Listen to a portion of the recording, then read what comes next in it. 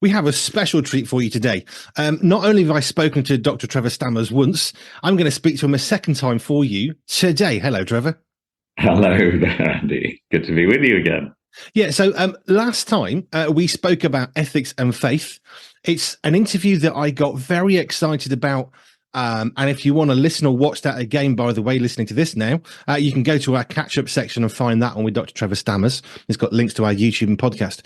But we spoke about ethics and faith, and you touched ever so briefly on something that I thought it'd be really good to talk about. And I'm really honored that you wanted to share that. So just for people who are tuning in for the first time, why did we talk about ethics and faith last time?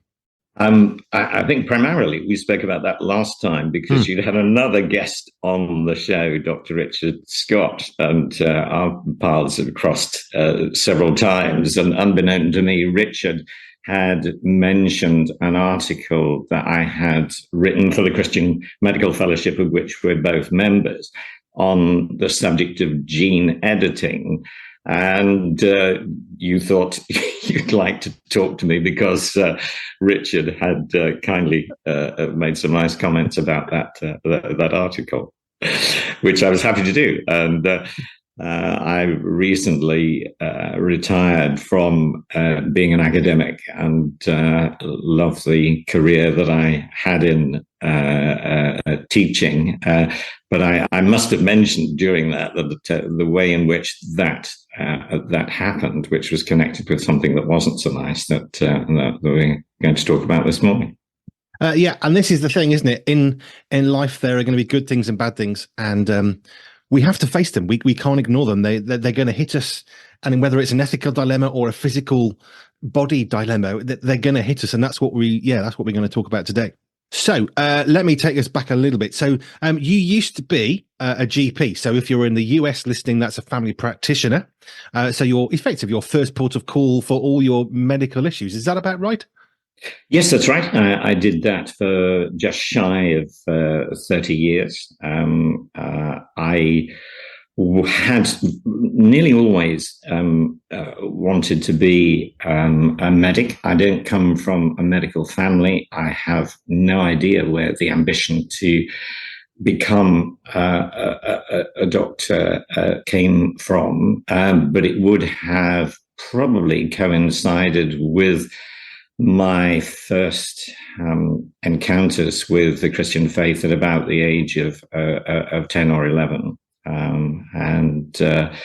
So I went eventually to medical school, and the only model that I had of medicine at that time was general practice until I started training, and I never really deviated from wanting to be a GP, so that's what I did. Right. And then there was an incident that occurred that redefined, I guess, your day-to-day work purpose, if I can phrase it that way. So just tell us a little bit, and we can dig in deeper as well, but just tell us what happened. Well, I'd probably need to just give a little bit of backstory about something that happened a few years prior to that, when I went to a regional Royal College of GPs dinner and sort of jolly evening. And as I recall it, I hadn't been in the door 5 minutes when the dean of the Southwestern faculty, and it's interesting that Royal Colleges, as well as Anglican churches, are arranged in deaneries. So the dean came over and had said to me, apropos of nothing, she simply said, "We've got a pot of money that we need to spend before the end of April to sponsor someone to do a higher degree. And we wondered if you'd like to do it." And it just so happened that the chair of the Christian Medical Fellowship at that time, another good person to interview, Dr. Peter Saunders, had mentioned to me that he was about to embark on a master's degree in medical ethics and law. And so I signed up for that. and Peter and I did the course together, and we both graduated from it.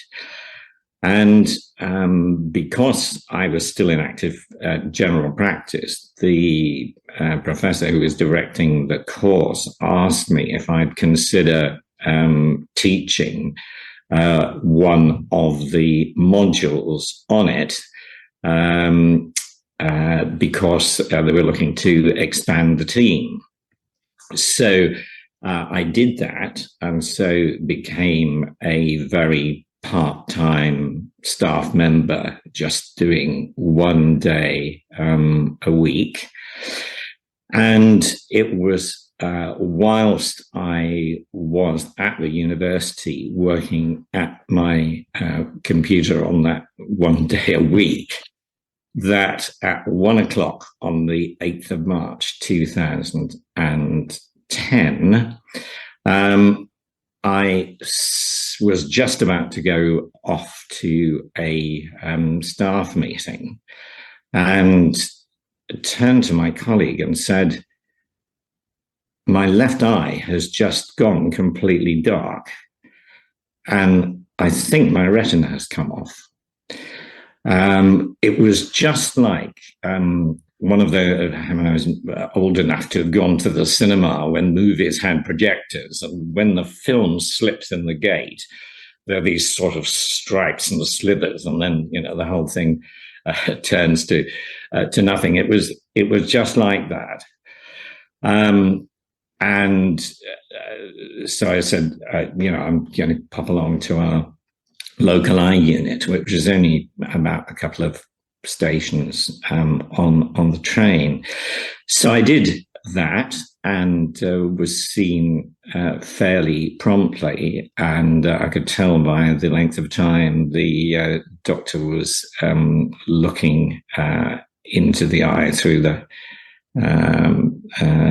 sort of instruments where you rest your chin and they look and have a glass and so on, that something was badly wrong. And he confirmed that, in fact, that was indeed the case, and that they couldn't deal with that at the local hospital, and I'd need to go up to Moorfields. So he gave me a letter to take up there.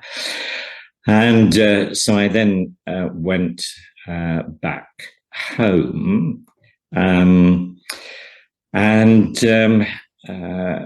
obviously got in contact with my wife to let her know what had happened. So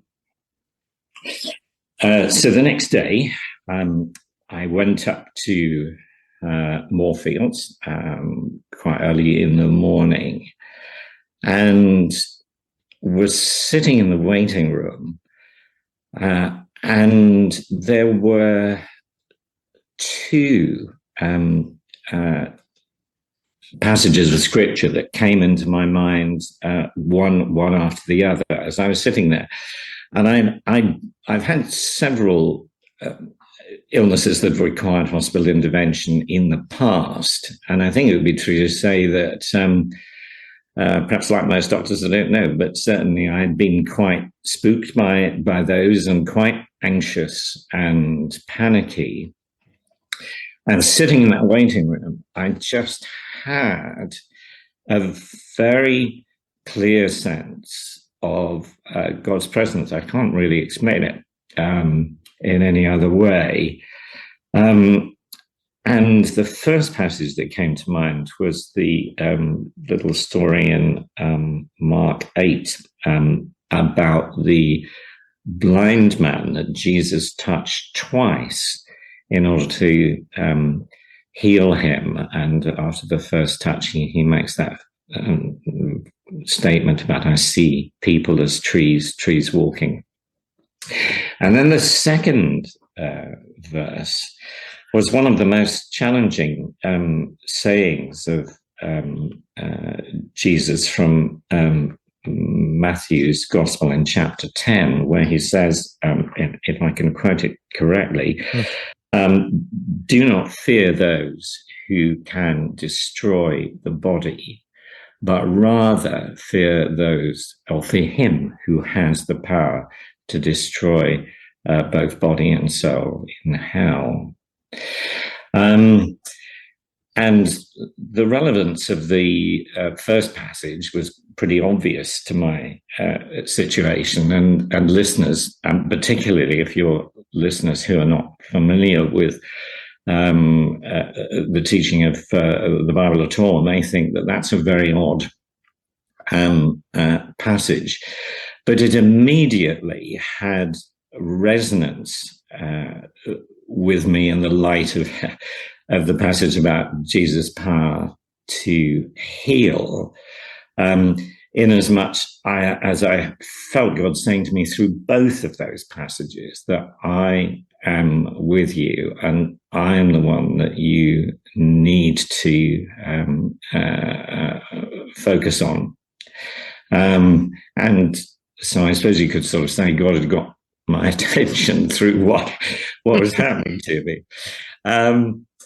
Anyway, I then saw a whole succession of doctors who examined both eyes, and they confirmed that it was a pretty big tear. 270 degrees, I think, was of the circle. So my retina was lying in a curtain on the base of the ball of the eye. And then one of their senior guys came to see me, and he said, this is serious, but as I recall it, he said, I'm 99% certain that with 2 or 3 operations, we will be able to fully restore your sight. And he said the right eye was absolutely fine. So I thought, okay, I can take those odds. And suffice it to say that the second operation went so well that they did the third bit at the same time. So with 2 operations and a period of waiting, the sight in that eye was restored. But a month after the first operation, I had gone back to work, and being a medical teacher, I was actually taking part in a training exercise for GPs at Guy's Hospital, where we'd been presented with an acted out scenario with a doctor and an actor of a guy presenting to his GP for a routine diabetic checkup. And there were various clues in it that we were to pick up on as to what the GP might have missed. And it was obvious to me, sitting there with my sight threatened, that this actor patient was concerned that he was going to lose his sight. Even though the actor doctor didn't go there. So they then said, could we have a volunteer to see if they can, do better than the actor doctor? So I then stepped into the breach. And as I was going through this drama again with the actor, asking him questions that were going to lock onto his anxiety about his sight, I could feel the same thing beginning to happen in my other eye. Wow. As I was sitting there. It was just, you could not make it up.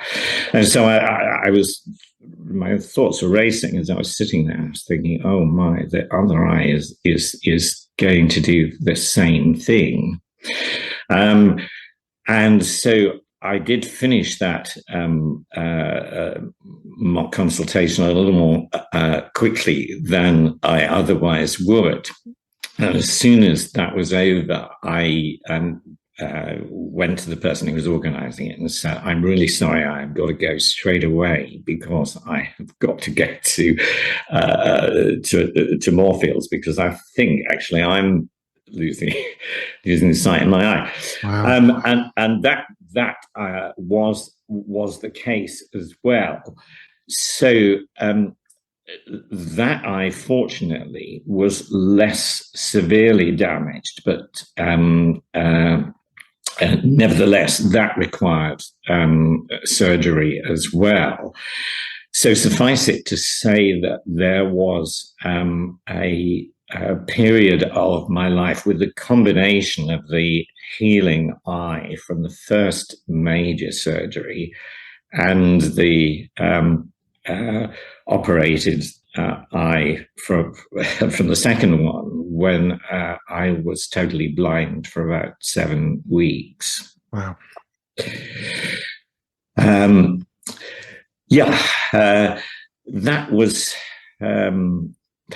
was a very difficult time when I learned a lot about myself and what an independent and sometimes annoyingly independent person I was. And there was quite a lot of psychological readjustment to be done for our whole family, really. And particularly for my wife, who became my eyes during that period. Yes. So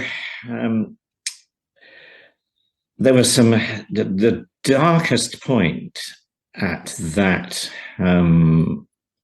point when, despite my previous talk about the Bible passages that had come to me and the assurance of the hospital that I was going to get my sight back, it is a frightening thing when you can't see at all, and the sense of helplessness that results from that was a particularly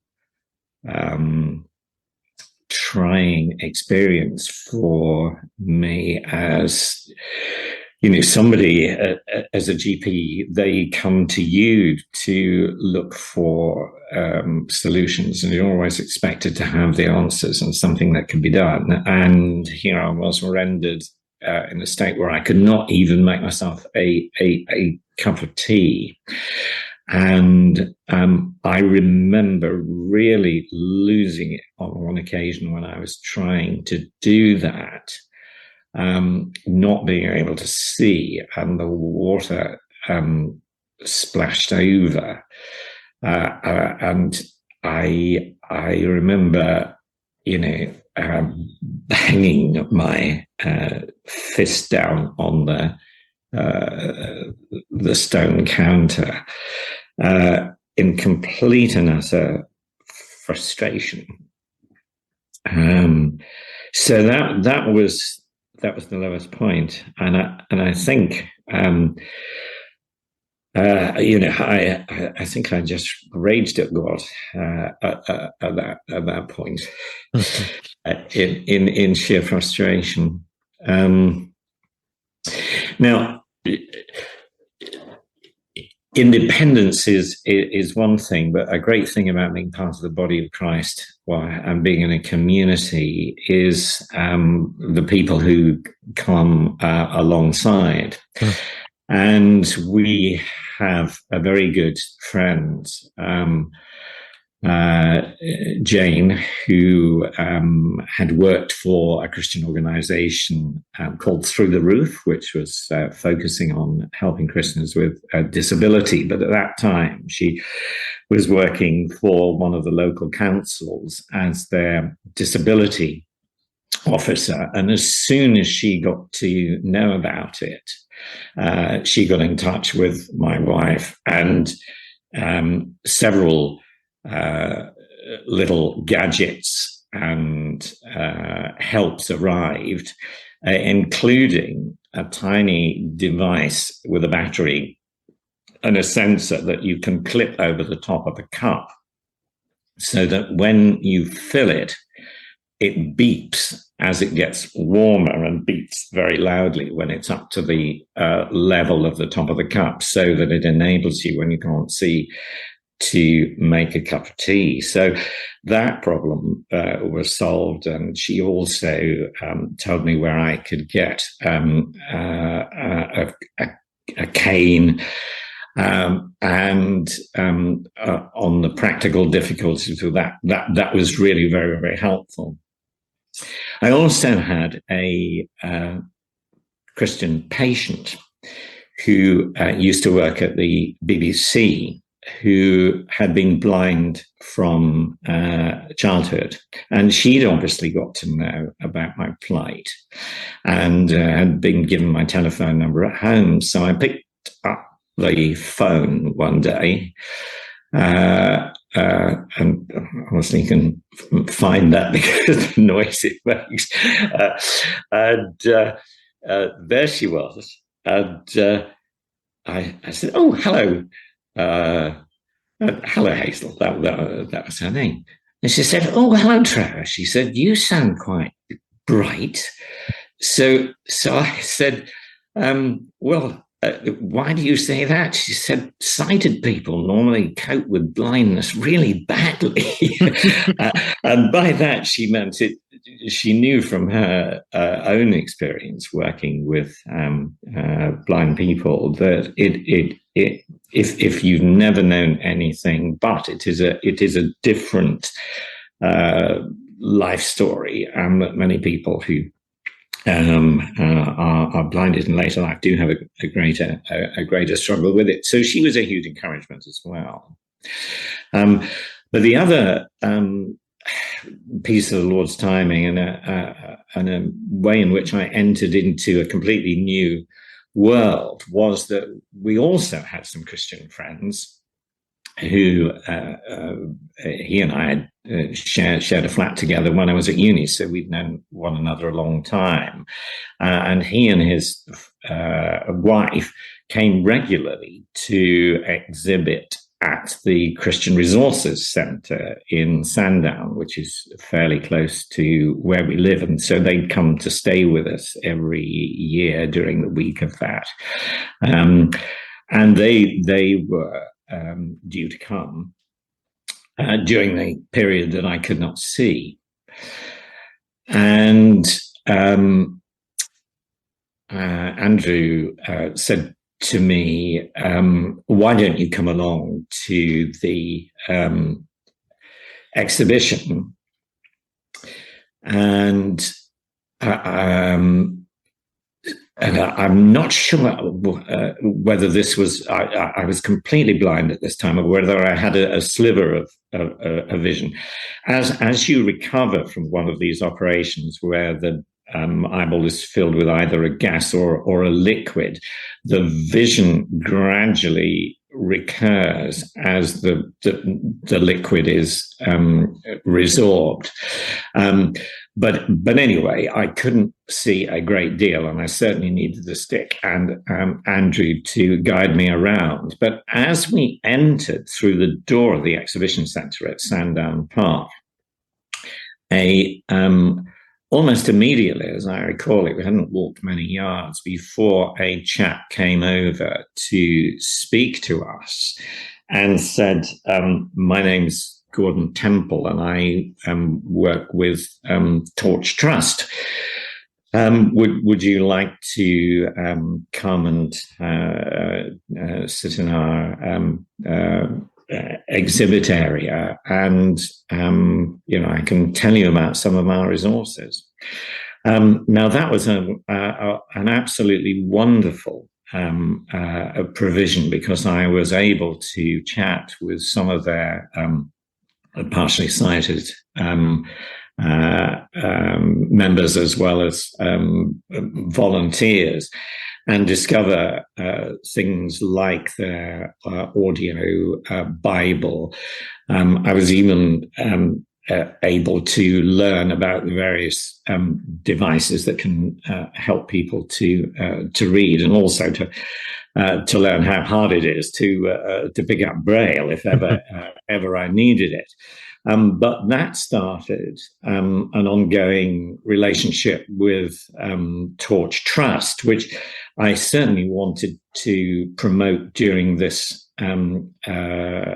interview, because they are not only able to advise and provide practical and spiritual support for Christians who are losing their sight, they can also advise churches on becoming sight friendly for partially sighted people. And actually only this week on my Facebook page, somebody made a comment about a church notice that was printed white on yellow, which looked very colourful, but was really very, very difficult to read, even for sighted people, so let alone how partially sighted. And of course, we just don't think about these things unless somebody brings them to our attention when we are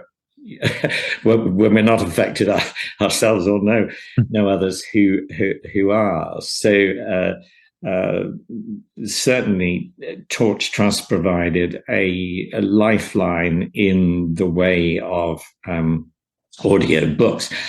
And I just had a letter from them only last week saying that they now have a major project underway, because printing Braille is very expensive. And I only discovered then that a whole Braille Bible consists of 40 volumes of quite large books. Wow. And there are now changes being made to Braille to make it easier to read.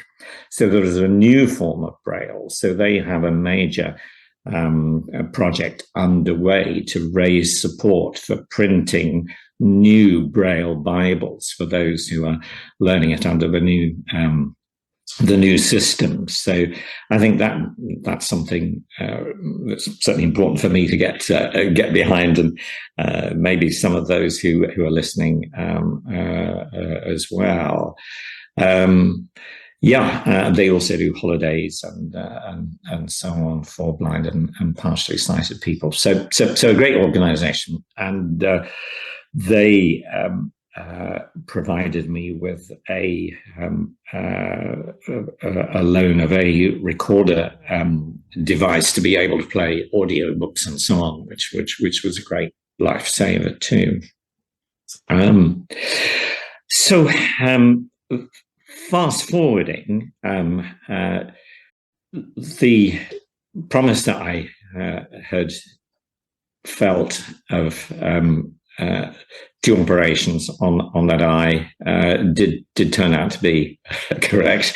There were further operations on the other eye, and I finally got my sight back completely in the worse eye, which was the left one, in January of the following year. And with specs and contact lenses, my vision has remained virtually as it was before, despite all the damage for which I'm enormously grateful. And so that's my story. I shared it with some other doctors at a Christian Medical Fellowship conference that I went to sometime later, and mentioned to one how grateful I was to the Lord that he had given me my sight back. And he said to me, "And would you have been grateful if he hadn't given it back to you?" Oh. That's the kind of challenge you get being a CMF member. Now, that's not the sort of thing that I probably would have said in that situation. But interestingly, it's a question that stuck with me, and I often think about it, because of course, I have been extraordinarily fortunate. What was the effect on your family then? I mean, your wife and you, I guess, in a sense, you're forced to have to find a way through it because you're living in the same house. So you are going to find a way of making it work one way or another. How did that work for other family members, perhaps really close friends? I mean, did people just want to drop in and were you thinking, that's nice, but I don't really want to have you in my house because I can't cope with you? I mean, how did you navigate that? I think friends were extraordinarily understanding. I think my parents, it was very, very hard for. And your question has just reminded me of the occasion when I travelled by train for the first time on British Rail, and my wife took me to Liverpool Street Station, and she had to come with me onto the platform to make sure that I knew where the loo was and where I was in relation to the door, and so on. And I remember that we got told off by one of the British transport staff who didn't realise that I was blind, and then suddenly I could hear in his voice him sort of retracting, telling my wife off for getting on the train without a ticket. But anyway, that was quite amusing in the end. But I remember getting out of the train, the other end, with my stick, and being aware of the impact that would have on my parents, and indeed it did. And both my parents, but particularly my dad, I think, were very distraught over it. So you're right; these things do affect the generations. It's interesting that I am only aware, I think, with hindsight, of the impact that it had on our children. But my perspective on that was that they were all great as well, and we did all pull through it together. Yeah. The one question that really strikes me is you went through a period of being fully sighted, then through a set of two related situations, you find yourself unable to see, and when you can see, it's going to take a period of adjustment, and there's all of that. But the thing that kind of strikes me is, from a faith perspective, and you talk about ethics now a lot as well, how has that impacted your perspective on trusting God? I guess a bit like the CMF doctor who said, "Would you be grateful if he didn't heal you?" And how has that sort of changed your perspective on your relationship with God today? Well, I think it was a marker to which I can look back when I have doubts. And I do know some Christians who, once they come to a living faith, it's never shaken. That's not my story, and particularly as a Bible reading Christian, I'm probably on my 20th, 25th sweep through Scripture now. There are questions and new things that one sees and thinks, that's a puzzle, isn't it? But I think it only becomes a puzzle within the broader setting of what you know.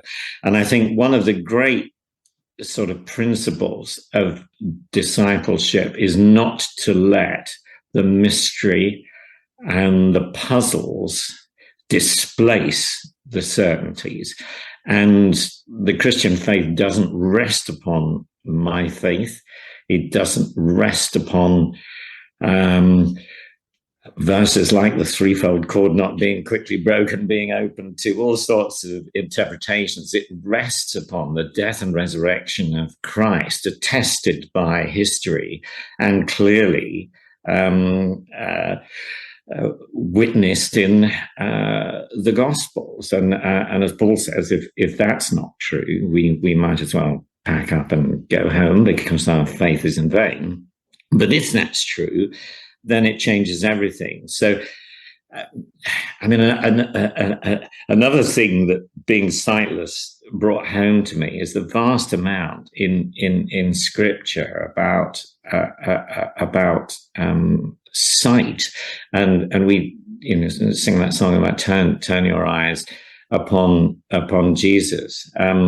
But that spiritually is exactly what we need to do, whether we are physically blind or sighted. And so often, when we turn from the problem and look to Christ, he just transforms it, not always in the way that we would want, and certainly never as speedily as we would like. But he transforms us as well. And I do hope my wife will not mind my mentioning this, but when we first started going out, and she came to my church, I remember, this is the first question I remember her asking me that really impacted me and stayed with me for the rest of my life. She said, "Trevor, does everyone in church sort of venerate you just because you're a doctor?" And I hadn't been aware of that, that kind of, because we're not. But actually, it's less now, but back in the 80s, and certainly in the 70s when I was training, there was still that kind of veneration of the medics. And we saw a bit of it recovered in COVID, didn't we? And I didn't realize until I became blind how much, even with that early challenge, I did depend a lot upon what my patients gave to me. And eventually, of course, although I did recover my sight and I went back to medicine, the doing of the master's course I mentioned earlier on opened up a doorway later on to go into a second career in teaching, which I then took and realized how letting go of medicine and all of the ties with it had released me from not all of that sort of doctor worship, but students tend not to venerate their teachers quite so much as patients than doctors, I think. So I had a taking down a peg or two. That's speaking plainly what it was, and God resists the proud, which is why we fight against it so much, because we don't like admitting that he's bigger than we are. And certainly I was taken down a peg or two by all of that as well, which is a good thing for us. So I strayed a bit from your original question there, but that's how it's impacted my faith, I think, the most. It hasn't dented it, but it's certainly made me realize that when we think that we have grasped it, there's still much more to learn. A lot more to learn, and I've still got loads to learn. We'll take a quick break, and then I just want to come back again and just touch on a few more reflections of not so much what's next, but how can you help others? So we'll take a quick break and we'll be back in a moment. Okie dokie. Right. So we've had Trevor Stammers has been talking about faith, life, specifically about his blindness. So just to recap for you. So this is back in 2010, where he experienced a period of complete blindness due to struggles with his retina. And we've been talking for a while about the impact on his life, on his friends and his family. But I just wanted to reflect a little bit more, Trevor, on how you have kind of what's it taught you for today? How have you used that situation to impact the lives of others? I know you've talked about Torch Trust, but what is it what's changed in your life in a direct way that in how you regard others now? Well, I think I've already indicated that because eventually that period of loss of sight led to an opening into a new career. I lost the kind of persona that went with being a GP, and so I was probably able to be less focused on the job when I was at home. I think that the families of medics and anyone who is in a sort of pastoral role. My minister at the time used to said to me on one occasion, "You and I do very similar jobs in terms of the pastoral and personal demands, only you get paid more." and I laughed, and he'd got a serious point there. But it's not only the person at the front line who bears the cost of that, but the family as well, and friends too. So I think I took myself a lot less seriously after that, and that's something I wish I'd done. And we have a lot of fun as a family these days. We did a Bluey trail a few weeks ago, and if listeners are not familiar with the Australian cartoon Bluey, it's become one of my favourite programs since we've had grandchildren who've fallen in love with it, and it's very, very funny. And it's difficult for me to dissociate, I think, the appearing of grandchildren and the broadening of the family with my detachment from practicing medicine, because life is a mixture.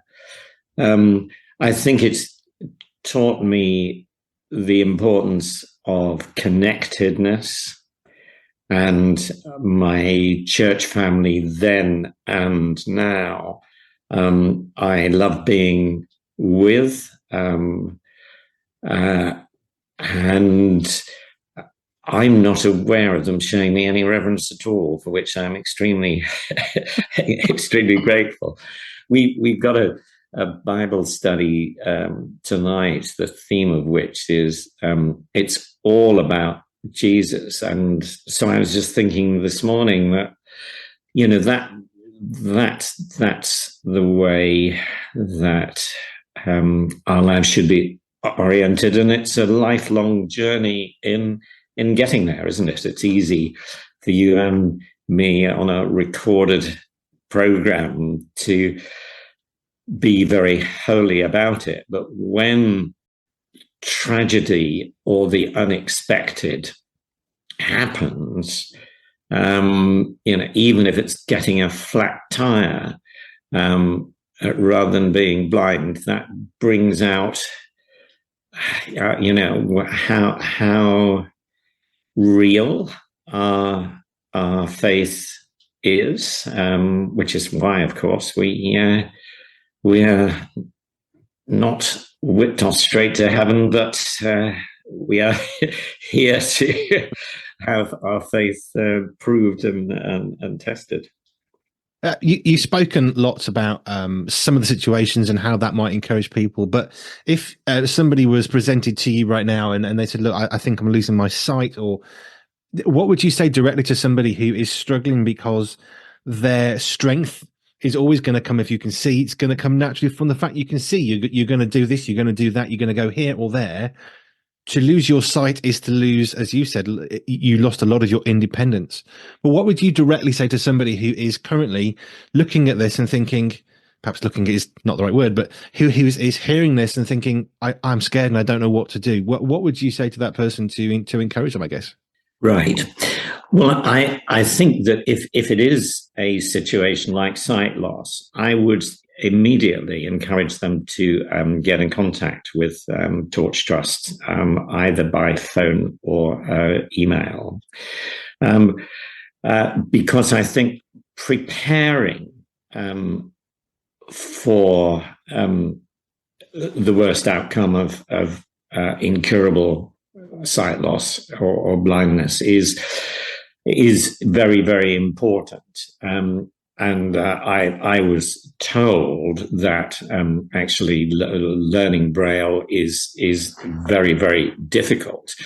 But there are other devices that can also help through reading through the fingertips and so on, and learning about resources and help that's available, and speaking to others who have been through that particular journey, which I obviously am fortunate enough to have not gone on to permanent sight loss. My dad died a few years back now, since the incident I mentioned earlier, but he was almost totally deaf and had become deaf after a head trauma from a motorbike accident when he was about 18. And he was a great example of living well with serious disability. He could never use the telephone throughout the whole of his life because of his severe deafness. And yet he cultivated relationships. He never let his deafness stop him from talking with people. And as hearing aids, and particularly digital hearing aids, got better and better, of course he blossomed more and more. But I think recognizing that, yes, you're going to have limitations, but they need not deprive you or prevent you from living a full life with the help of others, is really, really important. Because despair, whether we are physically wounded or impaired, or whether it's just psychological despair, is a recipe for disaster. That spells our ruin, and that's why I think no matter what hits us in life, if our life is in Christ and growing in Him, we should never despair, or if we reach the point of despair, have others alongside us who can help us and bring us out of it, because we are not isolated believers. And the church, when it functions well, is a really wonderful place. Amen.